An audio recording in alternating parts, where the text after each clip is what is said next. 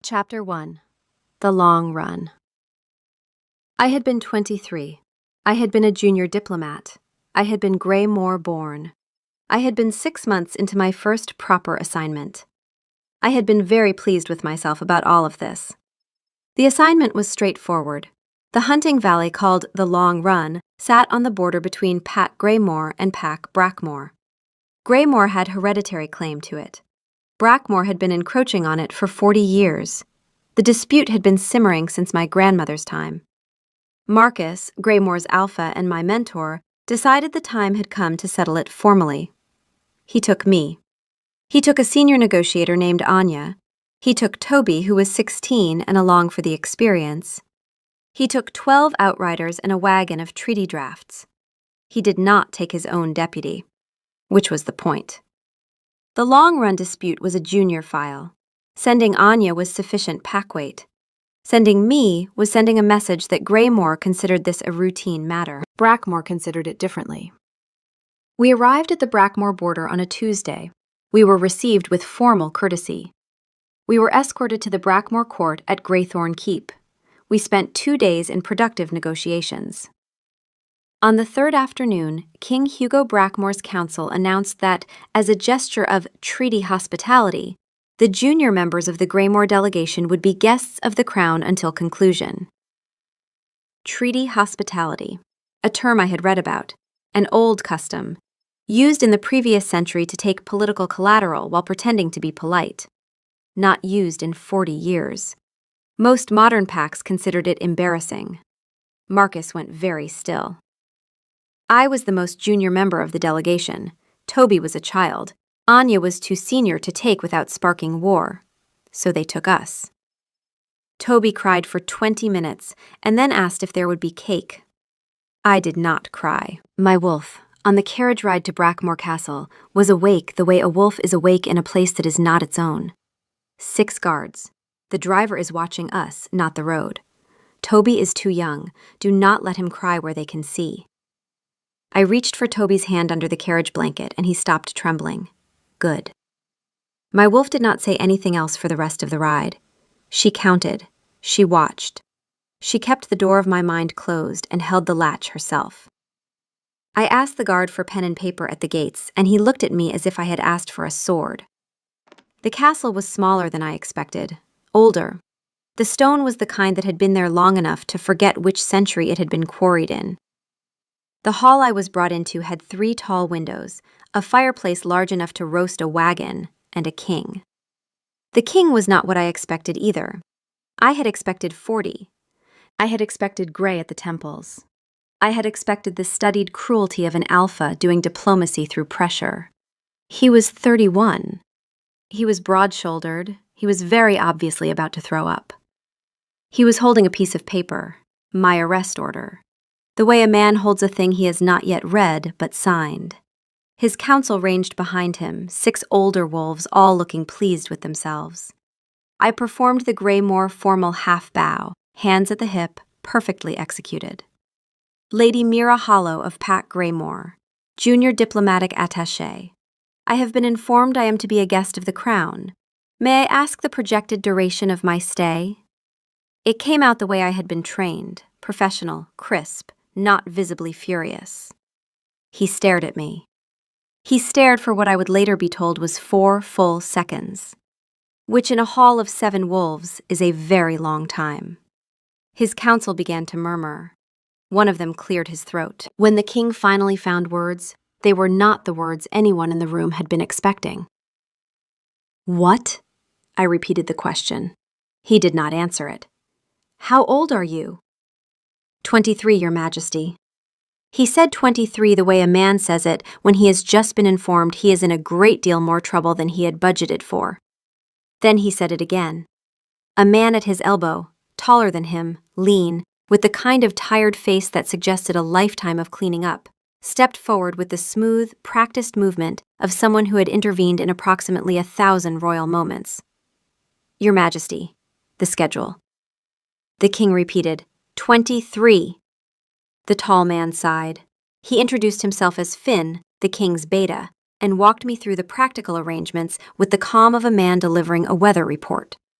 a chamber in the East Wing, access to the library, 1 letter per week to Graymore, reviewed by the Crown's office. My continued well-being, the personal responsibility of the king. Release upon conclusion of treaty negotiations. Thank you, Beta. May I see the schedule of negotiations? Finn looked at the king. The king looked at me as though I had suggested we set the castle on fire and dance in the ashes. Yes, she may. Give her whatever she... The sentence did not finish. He walked out of the hall. I watched him go. His counsel was visibly confused. My wolf, who had been ready for whatever the king was about to do, paused. He is afraid of us. He should not be afraid of us. Watch the next one. I was escorted to the East Wing. The chamber I was given looked over a small courtyard with a single birch tree in it. The birch tree had a crow. The crow looked at me. I looked at the crow. The crow made the noise crows make when they have an opinion about your situation, and I told it, yes, I am aware. That was the first day. By the end of the first week, I had read 3/4 of the Royal Library's diplomatic section, drafted 6 unsolicited position papers on the long-run boundaries, written a 37-page treatise on the legal weakness of treaty hospitality citations after 1909, and asked the housekeeper, Mrs. Vale, kind, gray, alarmingly observant, whether I might have a longer candle. She brought me 3. She also brought tea I had not asked for, and on her way out she mentioned, the way one mentions that the weather has turned, that His Majesty was conducting weekly welfare visits. Mine would be Thursday. 5 minutes. Standard protocol. Standard protocol for what? Hostages, dear. She said it the way one says cousins or Tuesdays. She left. I looked at the crow. The crow looked at me. Thursday. The crow said nothing in the deliberate way that crows do. On Thursday morning, I put on the second best of the 3 dresses I had been allowed to bring, braided my hair, practiced my face in the small bronze mirror until it looked like a face I had decided on. Sat down in the chair by the fire. A knock came at the door. The king was brought in by Finn. He was wearing court formal. He looked, frankly, terrible, like a man who had not slept properly in the 7 nights since I had arrived. He stood in the doorway, as if the threshold were a legal boundary he could be sued for crossing. Behind him, Finn pressed 2 fingers to the bridge of his nose, with the expression of a man already drafting his resignation. Lady Hollow, I am here for your welfare visit. King Brackmore, please come in. He did not come in.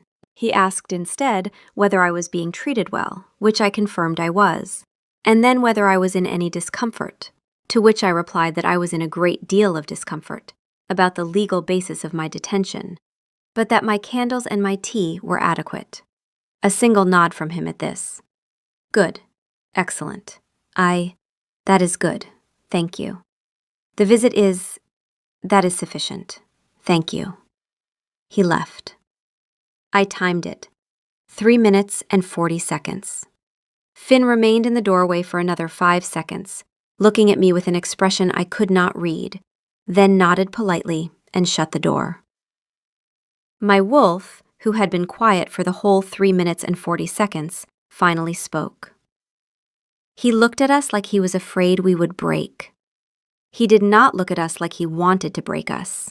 His hands were shaking. He did not want us to see.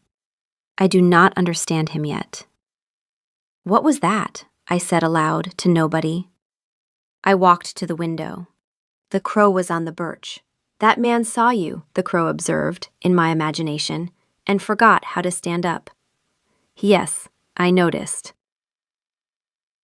Chapter 2. The Welfare Check. The second welfare visit lasted 20 minutes. The king arrived on Thursday at the same time, holding a book this time, which he handed to me with the awkward formality of a man delivering documents to a magistrate.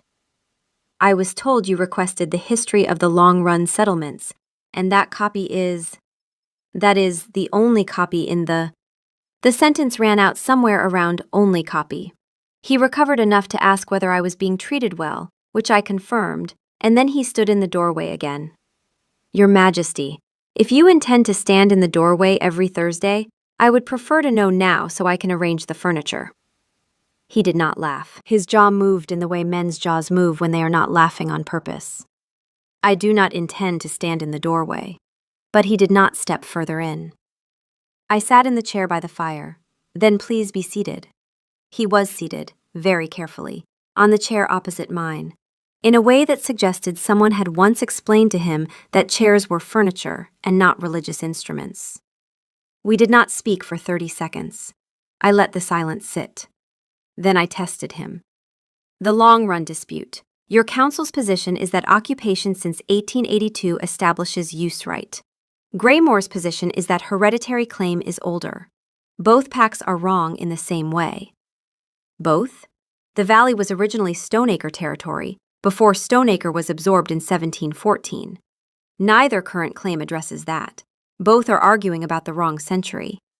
He looked at me. The look went on a half-second longer than a king's look at a hostage was supposed to. I did not notice at the time that his eyes changed color very briefly. The hazel went gold at the iris edges, just for one breath before settling back. I was looking at the book. Show me. I showed him. We spent the next 18 minutes on the floor of the chamber, with the book open between us, arguing about boundaries that had been redrawn 3 times in the 18th century. He was correct about the 1734 survey. I was correct about the post-Stoneacre adjustments. By the time Finn appeared at the door, politely, with the air of a man retrieving a misplaced item, the king was laughing at his own previous council briefings. He stood up to leave. Thursday, he said, and I said it back, and he left. I sat on the floor for 10 minutes after he was gone. My wolf quietly, he listened.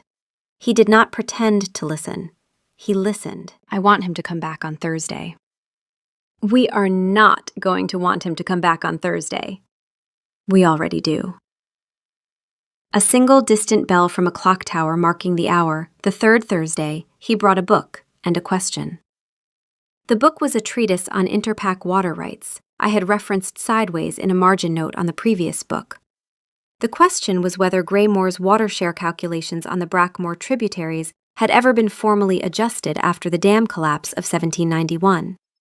We argued for 40 minutes about pre- and post-collapse hydrology, on the floor again, 2 cups of tea cooling between us. At one point, I leaned over the map to point out a tributary fork, and my braid swung forward and brushed the back of his hand. His whole arm went still for a count of 3. I saw it. I did not name it. His wolf surfaced in his eyes, the gold tide rising and falling again briefly, and then the careful retreat. And I watched it happen, and I did not name that either. Thursday, he said when he left. I sat on the floor afterward for considerably longer than 10 minutes. He saw us see him, my wolf observed, with the particular satisfaction of a person who has been right about something for weeks. I know. He did not pretend not to see us see him. I know. This is a problem. I am aware it is a problem. The 4th Thursday, I brought him a book. I had stayed up the previous night writing margin notes that were entirely too clever, and I handed it to him with the look of a person daring a person. He took it without speaking. He returned the next Thursday with the book and with margin notes of his own that were entirely too clever. The note he had folded into the front cover read, Lady Hollow, your point about the 1743 precedent is sound, but I would like to argue with you about it on the floor again. H.B. *. I read the note 3 times. I put it in the drawer where the unsent letter lived. I did not tell the crow about the note. The crow knew anyway. A rose being laid on a kitchen tray, the 5th Thursday brought a development. Mrs. Vale arrived in my chamber on Thursday morning with the breakfast tray, and on the tray, beside the bread, was a single rose. Late season, white edged with pink, the stem cut clean and wrapped in a small twist of linen. There was no note. I picked it up and turned it over and looked at Mrs. Vale, who was already retreating with the studied innocence of a woman who had retreated under exactly this kind of circumstance many times before. Mrs. Vale, Yes, dear. Where did this come from? I am sure I do not know, dear. It was on the kitchen tray when I arrived. The cook says she found it on her counter at dawn. The cook is not a woman who is easily startled, but she did say the rows had been arranged very carefully. A pause. Mrs. Vale had not stopped walking, but had not yet reached the door. Mrs. Vale. Yes, dear. Does the castle have a rose garden? Not officially, dear. She left. I stood in my chamber for a long time holding the rose. My wolf, internally and with feeling. He gave us a flower. He did not put a card on it. He gave us a flower the way a person gives a flower when they are not allowed to give a flower. I looked at the rose. The rose was the color of his neck when he went red, which he did often. I put the rose in a water glass by the window so the crow could see it. The crow, when it saw the rose, made a sound that in my imagination translated approximately to, "Oh." That afternoon, the king arrived for the welfare visit, with a book and the look of a man who had not slept again, possibly for a different reason this time. He did not mention the rose. I did not mention the rose. We argued about the 1743 precedent for 2 hours, and neither of us looked at the rose, which was sitting on the windowsill behind my left shoulder, perfectly visible the entire time. When he left, he glanced at it once. His ears went pink. He shut the door very gently behind him. I sat on the floor and laughed into my hands for 5 full minutes. By the 6th Thursday, we had a system. I read a book. I wrote objections in the margins. I gave it to Mrs. Vale to return to the library. The king read the book. He wrote counter-objections in the margins. He returned the book to me with a folded note saying, "Lady Hollow, for your attention," which was the most coquettish piece of paperwork I had ever received. I answered in the margins. I returned the book. He answered the margins of my answers. By month 2, we had ruined 4 books for everyone else. By month 2.5, I had stopped pretending the welfare visits were welfare visits. He had not stopped pretending. A normal Thursday went like this. Arrival. Are you being treated well? Yes. Seated. 2 hours of talking. Standing up. Thursday. And then he was gone. Once, he brought a second book, having forgotten the first. He was so flustered that he handed me both, mumbled, "These are, yes," and walked out without saying anything else. The crow laughed at me. I laughed at me a little too. I asked Mrs. Vale on a Friday morning, in the casual tone one uses to ask whether the bread had been delivered, "How long has the king been making welfare visits normally?" Mrs. Vale was polishing a banister. "I have been in this house 38 years, dear," she said without stopping. "I have never seen one." A pause for a particularly stubborn smudge. "He has been doing yours, I believe, for the last 2 months. Another pause. "He has been very dedicated." She glanced up at me then, brisk and unsentimental. "Mind the candles. You burn through them faster than anyone we have ever had." She moved on. I went back to my chamber. I looked at the crow. "You knew," the crow said in my imagination. I did not know. You knew. I did not argue with the crow. A wax-sealed envelope being set on a desk. The next week, a knock came at my chamber door at an unusual hour, mid-afternoon, not a Thursday, the angle of the light wrong for the king. I opened it expecting Mrs. Vale and found Finn instead. He stood in the doorway with the practiced patience of a man who had stood in many doorways. He was holding a book. He was not holding the book the way a person holds a thing they have read.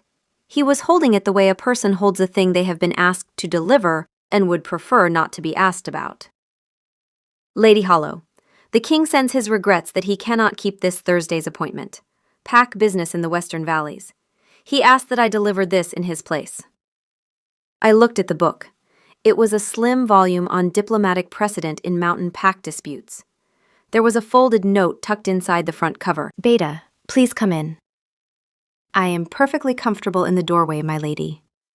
"You have spent 4 months watching your king stand in this doorway. I am beginning to think it is contagious. Please come in.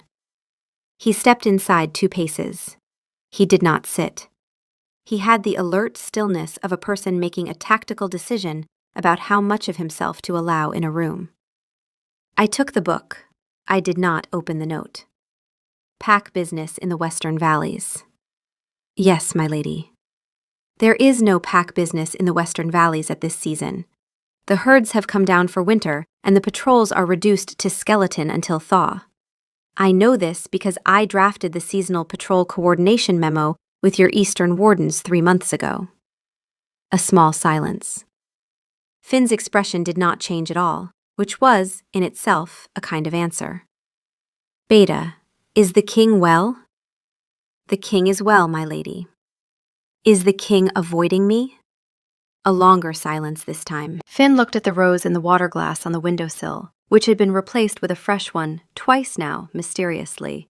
And then he looked at me with the careful precision of a man choosing the smallest possible truthful sentence. The king is, as ever, a man of complicated instincts, my lady. He sends the book with his regards. He bowed. He left. I sat down. I opened the note. The note read, in Hugo's looser hand, Lady Hollow, I am sorry. I needed a Thursday I could not look at you across. I will see you next Thursday. H.B. I read the note. I read it again. My wolf with what was for her almost a snarl. He is hiding. He is hiding from us, the coward. He is not a coward. He is afraid. Same thing. Not always. Sometimes. I know. I put the note in the drawer with the others. I went to the window. The crow looked at me. The rose was on the sill, the 3rd one this month. All of them slightly different. A different garden cut on a different morning, the same anonymous arrival. I sat for a long time. The next Thursday he was at my door at the usual time, holding a book. He did not mention the missed Thursday. I did not mention it. We argued for 2 hours about the legal status of orphaned tributaries. When he left, his hand brushed mine on the doorframe as he passed, and neither of us pretended it had not happened, and neither of us said a thing about it. Mrs. Vale the following morning arrived with breakfast and with the calm of a woman whose plans were running on schedule. She set the tray down. She straightened a candle that did not need straightening. Then, on her way to the door, I told the cook to leave the side door of the kitchen garden unlatched at night, dear, just in case anyone wanted to take a walk. The roses are particularly good at moonrise this time of year. The night watch does their rounds at the 11th bell and not again until dawn. Just so you know. She left. I did not take the walk. Not that night, not the next. But I knew the door was unlatched. And I knew Mrs. Vale knew I knew. And I understood, fully for the first time, that the castle was being held open for me, brick by brick, by a 60-year-old housekeeper with a polishing rag and a long memory. My wolf was thoughtful. She is helping us. She is helping him. She is helping us toward each other. Yes. That is a kind of love I do not have a name for. It is the only name it has. Fire blew in 2 days later. The Brackmore winters were not gentle. The wind came down from the northern peaks and the snow started in the early afternoon, and by sundown the castle was sealed in a wall of white. I was in the library, because the library was warmer than my chamber, and because the library was where the books with margin notes lived. I was alone, I thought, until a noise drew my eye to the far end of the long room. The king was asleep at a desk, head on his arms, 3 books open in front of him. The candle burned down to a stub. I looked at him for a long time. He was wearing his beta's coat, which was too small for him because, I realized later, he had taken it from the cloakroom downstairs to avoid going back through the residential wing. He was hiding, in the library, to be near me, without admitting he was near me. I sat down very quietly at a different table. I opened a book. I pretended to read it. I read no words. He woke up 2 hours later. He saw me. He went red. I was reviewing some documents. Of course. A beat passed. Then he managed, Thursday is tomorrow. And I told him I knew, and he left. The crow, when I returned to my chamber, said nothing. The crow did not have to. Chapter 3. The Stuck. By the 4th month, the situation had reached a quiet emergency. Marcus had been corresponding with me through the Crown's office. His letters were formal, read by Finn before they reached me, and said things like, "Negotiations are advancing slowly. Your continued patience is appreciated. Your mother sends her regards." The true letter was always in the 3rd paragraph. Mira, the treaty is essentially complete. We are waiting on the Brackmore Council to formalize 3 minor clauses. There is no good reason for your continued detention. I am beginning to suspect there is no reason at all. If this continues into the 5th month, I will be forced to demand your return under the All-Pack Council. Is something happening I should know about? The reply I drafted said, Marcus, I am being treated well. The negotiations are advancing slowly because the king is, I believe, finding the process emotionally complicated. I will explain when I see you. Please do not escalate yet. The crow says hello. The reply I sent said, Marcus, I am well. The matter is in hand. I did not send the first version because I was not sure whether the matter was in hand, and I did not know how to write the sentence that would have been honest. The sentence that would have been honest was, I am not entirely sure I want to come home yet. I could not look at that sentence on paper, so I said it to the crow instead. Yes, the crow said, it is a problem. Yes. I cannot let myself fall for the man holding me prisoner. The crow said nothing in the deliberate way that crows do.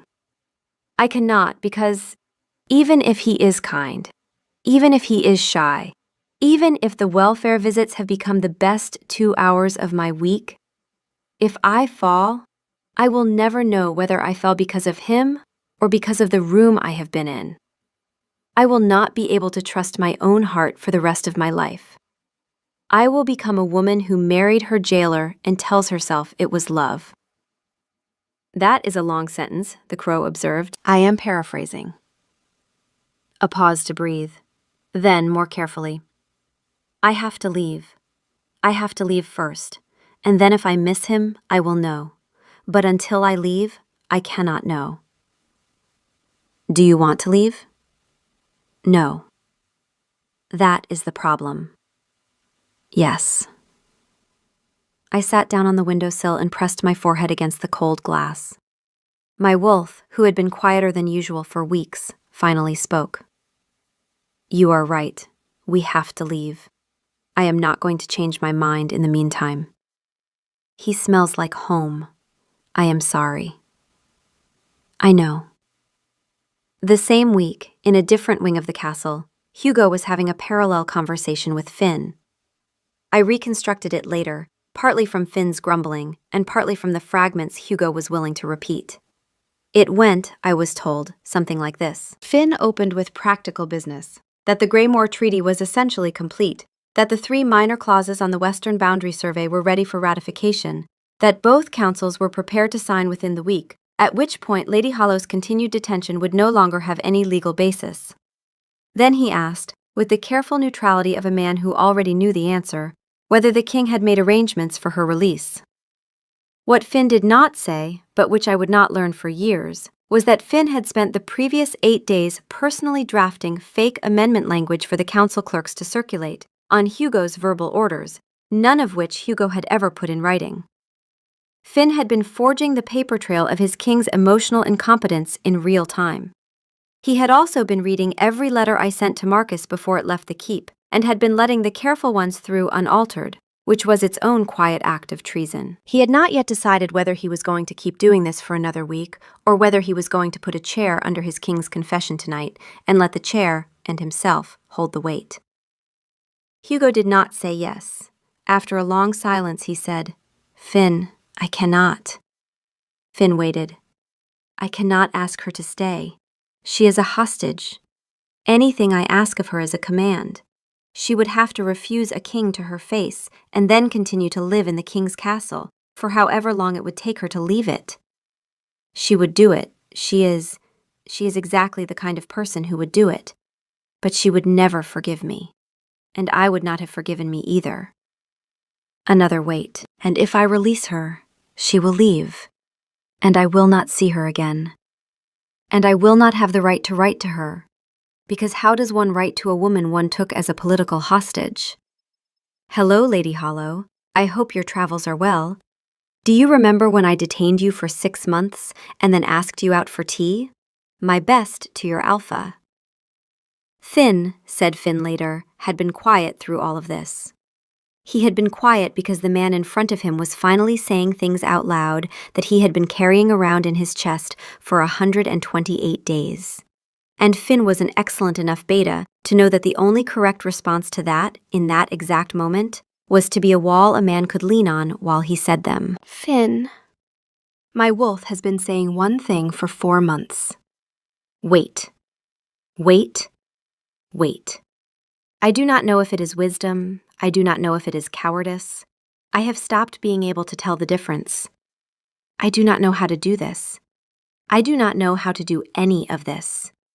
My father knew how to do these things. He told me when I was 7 that the trick to wanting something was to take it before it could decide to be taken. He took my mother in exactly that way. She forgave him, eventually, but she never said yes. She never said it. He took, and she stayed. And they were married for 41 years, and she never told him she loved him. Not once. I asked her before she died. She said, one does not say these things, Hugo. One simply lives in them. I have lived in this castle my entire life inside that sentence. I have never asked anyone for anything. I have never had to. And now I would like to ask Mira Hollow whether she would consider staying past her detention. And I do not know how. A silence. Then Finn said very gently, Sire, I know. Finn told me this conversation many years later, on the night before my coronation. He told it with great precision because Finn remembered everything, and because he had decided I needed to know. That same night, while Hugo was breaking himself open to Finn in his study, I was writing a letter I did not intend to send. Hugo Brackmore. I am writing this to you because the candles in this castle are excellent and I cannot sleep. I think you have been hiding in the library to be near me.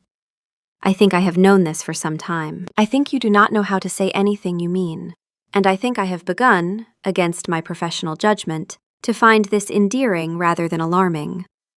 I think I am in danger of falling in love with you, and I cannot let that happen, because I cannot trust the geometry of a heart that fell in a cage.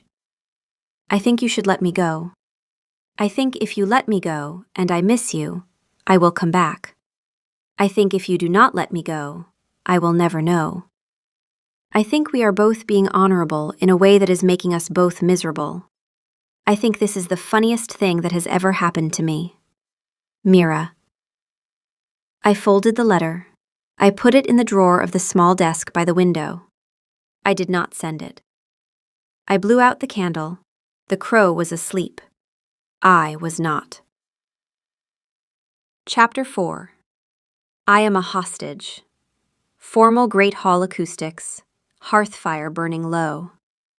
The treaty was signed in the 11th week of my detention. I was told this on the Thursday after. The king arrived for the welfare visit empty-handed. No book. He asked the usual question about whether I was being treated well. I gave the usual answer, and then he started talking. About the treaty, about additional points, about boundary clarifications on the eastern, which had come to the council's attention as technically. The sentence did not finish. He stood up, said, Thursday, and left. I sat in my chair and looked at the door for a long time. My wolf, quietly. He is lying. He is bad at it. I think he wants us to know. I noticed. That afternoon, I asked Mrs. Vale for a piece of bread, 2 apples, and an unsealed envelope. She brought all three, set them down, and did not ask what for. Then I asked her, in the same neutral tone, how long the king had been making up reasons to keep me here. "Oh, 8 days now, dear." She patted my hand and left. I did not eat the apples. That night I sent a letter to Marcus through the Crown's office, the only channel I had. I wrote it knowing Finn would read it. I wrote it carefully. Marcus, the treaty has been signed. The Brackmore court is in receipt of the final ratification. There are no additional negotiations being conducted. I would be obliged if you would send a formal request for my return to King Brackmore through the standard channels of the All-Pack Council. I expect there will be some procedural confusion at first. Please be patient with it. Mira. I sent it. Finn read it the same night, I had no doubt. He did not stop it. Marcus received it 3 days later. He arrived at Brackmore Castle 9 days after that, with a delegation of 12 outriders and the formal seal of the All-Pack Council. He had not come simply to escort me home. A written demand would have served for that. He had come because under treaty hospitality custom, a host pack could only be compelled to release a detainee when a Council Alpha personally certified, in front of the host court, that the originating treaty had been fully ratified and no further legitimate negotiation remained. Hugo's invented Clause 6 revisions had been just plausible enough, on paper, to require physical certification rather than a letter. Marcus had ridden 9 days through winter weather to put a seal on a table in front of Hugo's council and call the bluff in person. I was not informed. I learned of his arrival from Mrs. Vale, who arrived in my chamber with an unfamiliar dress, sized correctly, and a single line. Your Alpha is at the gate, dear. Council formal. The king has not yet been told. Mind the buttons. I stared at her. Mrs. Vale, why have you done all this? She was already folding back the bedclothes to lay the dress out. 38 years, dear. I know what falling looks like. I also know what a coward looks like. I am very fond of him. I am very fond of you. Sometimes a person needs help to do the right thing, especially men. A brisk pat to the dress collar. Mind the buttons. She left. I put on the dress. I walked, alone and unescorted, to the great hall. Marcus was there with 2 of his outriders, in council formal. The king was there. In council formal he had clearly been put into hastily. Finn was there, looking like a man finally delivered of a great burden. Hugo's council was there, and they were visibly alarmed. Marcus was speaking when I entered. And so I am here, in person, to escort my junior diplomat home. The treaty has been signed. The diplomatic hospitality period has ended. King Brackmore, I am sure you will agree that any further delay would be regrettable. Hugo was not answering. Hugo was looking at me the way a man looks at someone he has been about to lose for 2 weeks and has just realized he has lost. Marcus turned to follow his gaze. He saw me see Hugo see me, and something in his face went through 3 different expressions before settling on the formal one. Ah, a beat. I see. Then, in the council register again. Lady Hollow, are you well? I am well, Alpha. Are you ready to go home? The sentence did not finish. I looked at Hugo instead. Your Majesty, may I speak with you alone? The great hall emptied with the speed of 7 wolves who had abruptly realized they had urgent business elsewhere. Marcus was the last to leave, and he gave me a long, careful look on the way out.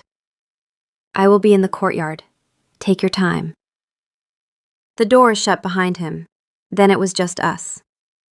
The fire was down to embers at the far end of the hall, and the late afternoon light through the 3 tall windows was doing that low slanting thing that throws long gold bars across stone. Hugo had not moved from where he had been standing when I asked the room to clear. He was looking somewhere just past my left shoulder, which I had learned, over 4 months, was where his eyes went when he was about to lie. You refused to send me home. He went red.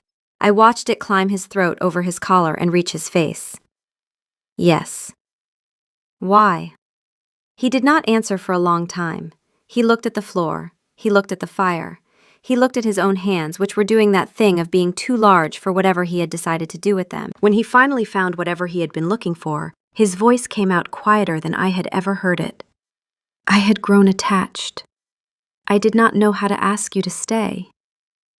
I assumed if I refused to release you, you would have to stay, and then I could court you properly. I stared at him. I had walked into this room with a speech I had rehearsed for 9 days. None of it survived the next 3 seconds. Hugo, I am a hostage. Yes, I have been a terrible host. You have been an excellent host. You have been a terrible political negotiator. A small wince at the second one. I know. You invented Clause 6 revisions.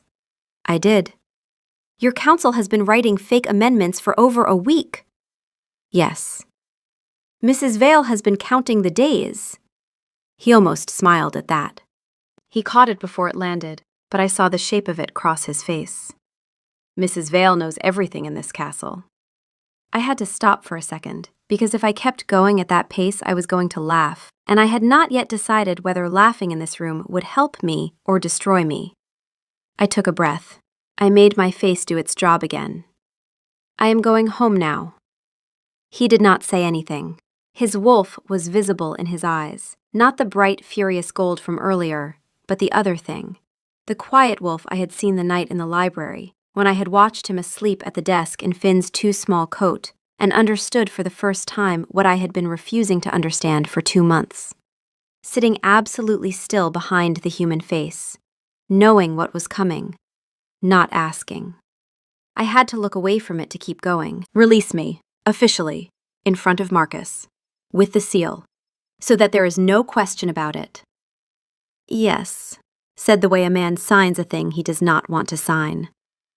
Hugo. Yes. I had not known until that moment what I was going to say next. The words arrived in my throat fully formed, the way only true sentences do. If I miss you, I will come back. I cannot promise that I will, but if I do, you will know I chose it. You will know I chose you, because I will have left first. Yes. Say something other than yes, Hugo, you are killing me. He laughed, just once. It broke at the end into something less stable, and he had to look at the ceiling for a second before he could go on. When he did, his voice was steadier than it had any right to be. I will not look for you. I will not write. I will not send anything. If you come back, you will come back to a man who has not been waiting at the window. That is the only thing I can give you that is mine. The not asking. I can give you that. I stared at him. In 4.5 months of weekly welfare visits, in the floor arguments over 18th century boundary maps, in the margin note correspondence that had ruined 4 library books, in the night I had watched him sleep in a coat that was not his, he had never once said anything so directly to me. He had handed me books. He had answered questions I had not quite asked. He had stood in doorways. He had said Thursday and meant please. And now, 2 weeks after he should have let me leave, and 1 minute after I had told him he had to, he had finally found the one sentence that was his. That is the first useful thing you have ever said to me. He huffed out something that was almost a laugh. I crossed the room. I had not planned to. I crossed it anyway. I put my hand against the side of his face, palm to his cheekbone, fingers along his jaw, the heel of my hand at the corner of his mouth. He did not move. His eyes closed. The wolf behind them did not retreat the way it usually did when he wanted to hide a thing from me. It stayed, very still, accepting the touch the way a wild animal accepts being seen. Goodbye, Hugo. He did not open his eyes. Goodbye, Mira. He released me, officially, in front of Marcus, with the seal of the crown and the all-pack council witness in attendance. The ceremony took 40 minutes. He did not look at me during it. I did not look at him. Marcus's outriders handed me up into the carriage at sundown. Toby was already inside. He had been released 3 weeks into my captivity by an embarrassed Brackmore protocol officer who had finally read the file and realized the Crown was holding a 16-year-old. Mrs. Vale, I learned later, had personally walked him to the gate with a bag of pastries and a stern note to Graymore about appropriate diplomatic age minimums. Toby had spent his 3 weeks befriending the entire Brackmore kitchen staff, which was why, even now, he was eating a pear someone had pressed into his hand at the kitchen door on his way out. The crow, on the birch outside my window, watched me go. I did not wave. The crow did not wave either. I rode out of the gates of Brackmore Castle as a free woman of Pack Graymore for the first time in 5.5 months. I cried for the first hour.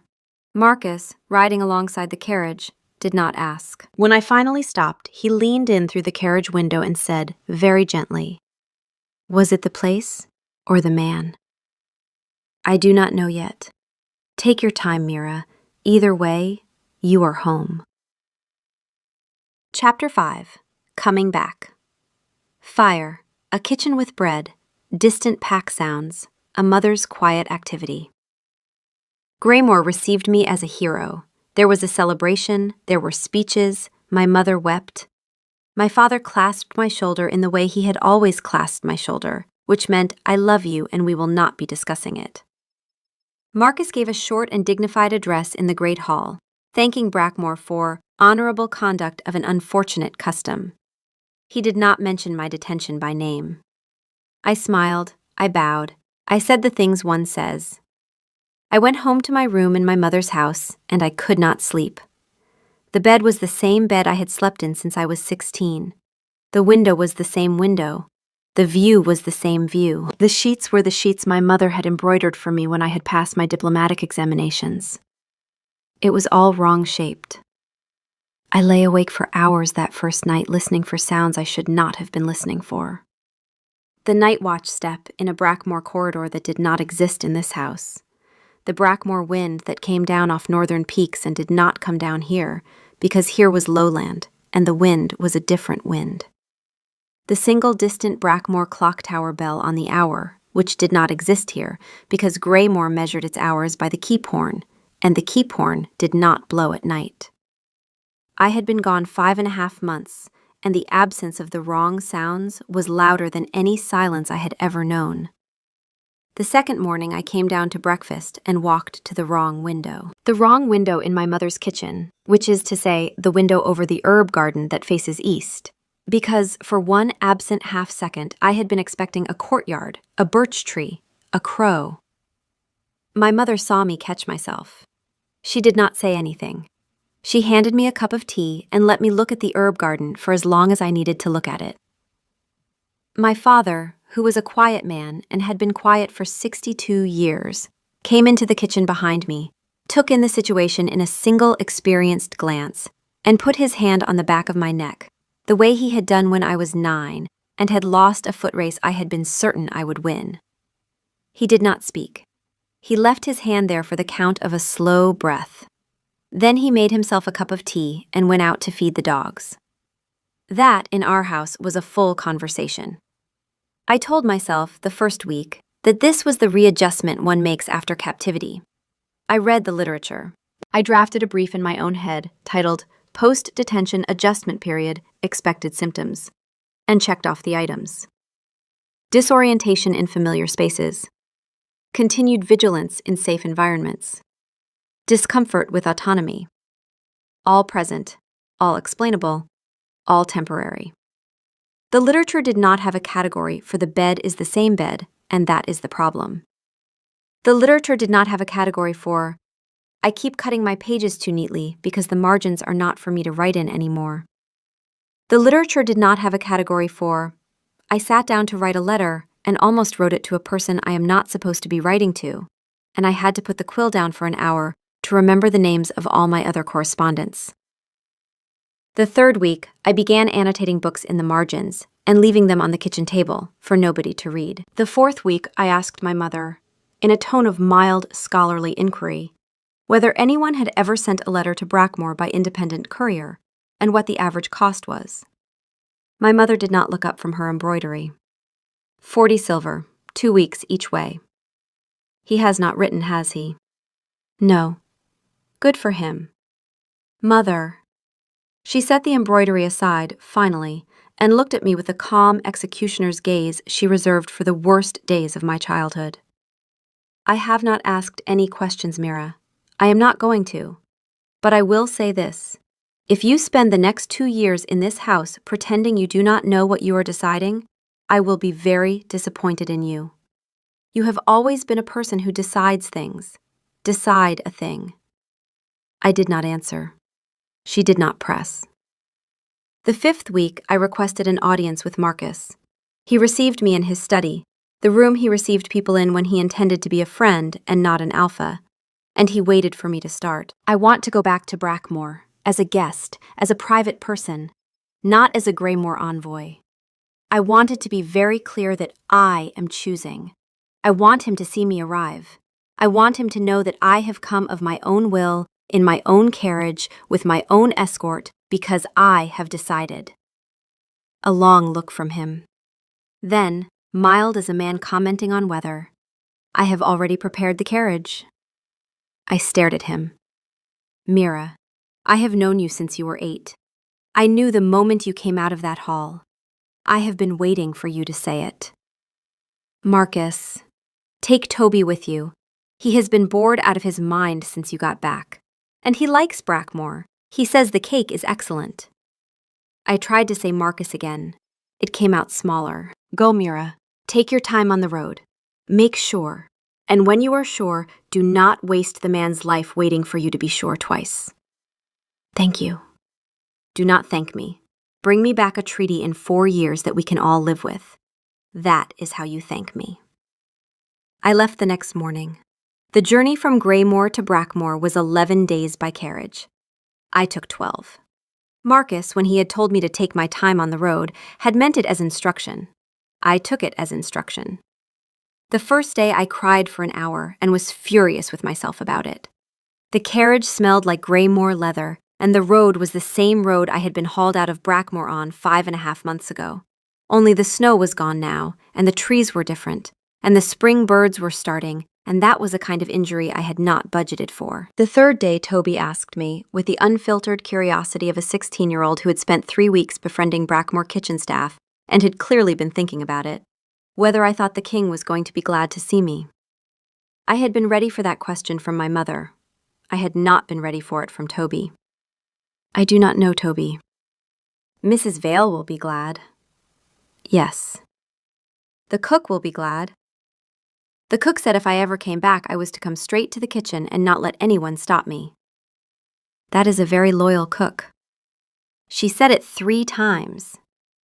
I looked out the window at the spring road and the new birds and did not speak again for an hour. On the 5th day, I nearly turned back. It happened at a crossroads where the eastern road branched off toward a market town and the northern road continued toward the Brackmore foothills. I asked the driver to stop. I sat in the carriage for 20 minutes looking at the eastern road and thinking very seriously about telling him to take it. About spending the summer in a market town as nobody, no diplomat, no hostage, no queen in waiting. Just a woman in a rented room who could decide what she wanted in a place where nothing was waiting for her to decide it. About letting Hugo wait at the window I had told him not to wait at, until both of us had aged into people who could no longer wreck each other's lives by a sentence. My wolf, who had been very quiet the whole journey, finally spoke. He is not waiting at the window. He promised us. The not asking. Remember. I remember. If we take the eastern road, we will not be choosing, we will be hiding. I know. Hiding is also a kind of cage. I tapped the carriage roof. The driver took the northern road. I did not look back at the crossroads, because I did not need to. The 8th day I stopped at a roadside inn and sat in the common room for 3 hours, doing nothing but listening to other people's conversations. I wanted to know what people sounded like when nobody was watching them. I wanted to know whether I could still hear the world properly. I wanted to know whether my own thoughts, in the absence of his face, still wanted what I had thought they wanted in the absence of him. They wanted it more. I ordered a meal. I ate it slowly. Halfway through it, I realized I had been smiling at the inn cat, which was a thing I had not done since I was 12, and had decided that smiling at small animals in public was beneath the dignity of a junior diplomat. I kept smiling at the cat. The cat, like all cats, was unmoved. I paid the innkeeper. I went to bed early. I slept through the night for the first time in 7 weeks. On the 12th day, the carriage crested the rise above Brackmore Castle. I asked the driver to stop and got out. The castle was smaller than I remembered. The stone was the same stone. The birch tree, even from this distance, was visible above the east wing. I did not see the crow. The crow, I was told later, had flown south for winter. I stood on that rise for 9 full minutes. Toby, in the carriage, was for once quiet. I think he had finally caught some sense of the weight of what was about to happen. The driver was quiet too. The horses cropped at the grass at the verge. The spring wind was warm. I looked at the castle and thought, if I go down there now, I will not be able to undo it. And then I thought, if I do not go down there now, I will not be able to undo that either. The choice was identical from either direction. I had thought it would be a moment that took my breath. It was not. It was simply a small, clean settling. The way a key, after weeks of fighting a stiff lock, finally goes home with a quiet click, and a person realizes they had been holding their shoulders wrong the whole time. From the carriage, Toby asked, "Are we going down or what?" "Yes, we are going down." We arrived at the gates of Brackmore Castle at 3 in the afternoon. I did not announce myself. The gate guard was one of the same guards from before, and when he saw me, he stared as though I were a ghost who had ordered the wrong drink. Lady Hollow. "Good afternoon. I am here in a private capacity. I request to be received at the king's earliest convenience. I will wait in the carriage." He kept staring. "It is fine." He bolted. I sat in the carriage. Toby ate a pear. 11 minutes passed. The king came down to the gate. He was not in court formal.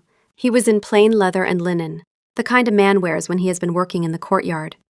His sleeves were rolled. He was carrying, I saw this later more clearly, a pruning hook. He had been working in the rose garden, which I had not known he did, and which I had not known the castle had. He stopped 15 paces from the carriage. His wolf in his eyes was so visible that even Toby, 16 and obtuse, breathed, "Whoa." Hugo did not say anything. I got down from the carriage. I walked the 15 paces. I stopped in front of him. "I am not your hostage." "I know." I had practiced this speech for 12 days. I delivered it standing in the late afternoon sun, in front of a man holding a pruning hook, looking at me like I was the sunrise. I came back, in my own carriage, with my own escort, because I missed you. I have missed you for 7 weeks. I do not yet know what I am going to do about this, but I have decided I am going to do it here, with you, within shouting distance of you. Because the version of my life where I do not is one I have tried, and it does not fit. I know. Stop saying yes, Hugo. I have been waiting for this conversation for 7 weeks. I have rehearsed 23 answers. None of them are yes. All of them have come out as yes. I am sorry, I cannot stop. Please continue. I laughed. I laughed until my eyes watered. The carriage horses startled mildly. Toby made a sound that might have been embarrassment or might have been triumph. The gate guards pretended very hard to be looking at something else. His wolf, in the bond, which was not a bond yet, not officially, but which was there, on a low channel, waiting, was finally audible to me again. She came back. She came back. She came back. When I had collected myself, I told him the rest of what I had decided.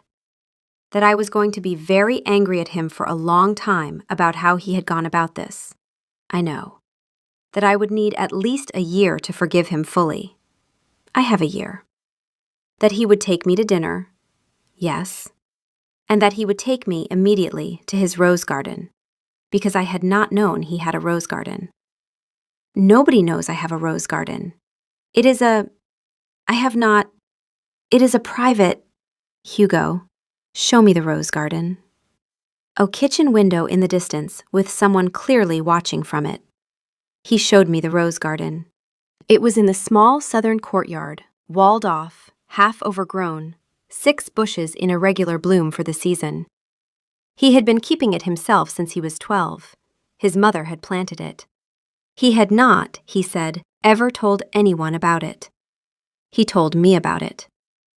I stood in his rose garden in the late afternoon sun, with a man who had pruned roses there alone, every day for 19 years. And I said the thing I had been carrying around in my chest since the carriage crested the rise. Hugo, I want you to mark me. He went very still. Now? Not now. Tonight, after dinner. After I have had time to be sure twice. After Toby has gone to bed and Mrs. Vale has stopped pretending she is not watching us from the kitchen window. He turned his head slowly toward the kitchen window. Mrs. Vale is watching us from the kitchen window. I know. She has been counting. Wave to her. He waved to her. She pretended she had not seen him wave. A small private chamber, fire low, window glass, the soft sound of a winter evening behind glass. That night, after dinner, after Toby had gone to bed, after Mrs. Vale had, with great obvious purpose, gone to her quarters and shut the door audibly, Hugo took me to the small private chamber off the King's apartments. There was a fire. There was one chair. There was a window that looked out onto the birch tree where the crow had been. He asked if I was sure. I told him I was sure. He said my name once, and I said his, and that was the last anything either of us said for a little while. He pulled me against him. I pressed my forehead to his shoulder. His wolf, in the bond, was very quiet, for the first time since the day we met, very quiet, and his hand was at the back of my neck, and his mouth was against the side of my throat, and the bite, when it came, was precise and shallow, and it hurt for exactly 2 seconds. Then the bond snapped into place. I felt him. I felt him in a way I had not felt anyone ever in my life. His wolf, finally, after a lifetime of not asking, said one word. Home. Mine, who had been waiting 6 months for permission, answered, yes. Against his shoulder, I murmured his name. He murmured mine back. I forgive you in about 11 months. I will take it. I laughed. He laughed. The fire popped somewhere behind us. Outside the window, in the bare branches of the birch tree, a crow landed. It was not the crow. The crow was still south for the winter. It was a different crow, a smaller one, with opinions. It looked in through the window. It said the thing crows say when they have an opinion about your situation. Against Hugo's shoulder, I told it, I know. I am aware. The next morning, Mrs. Vale arrived in the King's apartments with breakfast and the brisk efficiency of a woman whose entire decade had been preparing for this Tuesday. She set the tray down on the table in the small private chamber, where I was sitting wrapped in a blanket that was not mine, and Hugo was nominally still asleep in a chair he had refused to leave during the night. Mrs. Vale took in the situation. Mrs. Vale, who had spent 38 years in this house, looked at me with the particular satisfaction of a woman whose long campaign had ended without casualties. Good morning, dear. Good morning, Mrs. Vale. She poured the tea. She arranged the bread. She did not look at Hugo, who was, I noticed, watching her with his eyes still mostly closed, and his mouth doing the small, barely curled thing his mouth did when he was happy and did not want to be caught at it. Then Mrs. Vale paused at the door, the empty tray under her arm. I should mention, dear, while you were gone, the 7 weeks, he did not write you because he had promised not to. But he also did not eat properly. He did not sleep properly. He took to walking the East Wing corridor at 3 in the morning, past your chamber, every night, for the first 3 weeks. I made the night cook leave the kitchen lights on so he would have somewhere to go that was not your door. After the first month, he stopped that. He started working in the rose garden instead, pruning, every afternoon. He pruned that garden down to almost nothing, dear. There was hardly anything left when you arrived.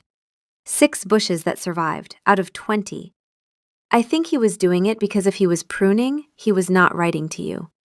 She paused. She looked at Hugo, whose eyes were now fully open. He also wrote you 19 letters, dear. He did not send any of them. He burned every one of them the day after he wrote it. I know this because I made him do it, in the kitchen hearth where I could watch. Because once a man as bad at not asking as he is starts writing letters he does not send, he is one bad night away from sending one. I did not let him have a bad night. A long silence. Hugo had gone the color he went, which I knew the color of by heart now. He was looking at his hands. I looked at Mrs. Vale. Mrs. Vale, who had walked Toby to the gate, who had unlatched the kitchen garden door at the 11th bell, who had brought me 3 roses in linen, who had brought me the dress sized correctly, who had counted the days, who had stood in the kitchen window pretending not to watch the rose garden the day before, who had, apparently, sat with my husband for 19 consecutive nights and watched him burn letters into a kitchen hearth. Mrs. Vale. Yes, dear. Thank you. She nodded. Her face did not change, but her eyes did the thing eyes do when a person has been waiting a long time to be thanked for something they had not done in order to be thanked. You are welcome, dear. Mind the tea, it is hot. She left. I looked at Hugo. He was still looking at his hands. 19 letters. Yes. Burned them all. Yes. Hugo, he looked up. I am going to find out what was in every one of them. Eventually. Not today, but eventually. A small laugh and a small wince, and the small wolf flicker in his eyes that I now knew was him not hiding anything. Yes, eventually. We ate the bread, we drank the tea. The crow, the new smaller one, came back to the birch outside the window. We did not speak again for a long time, because we did not have to.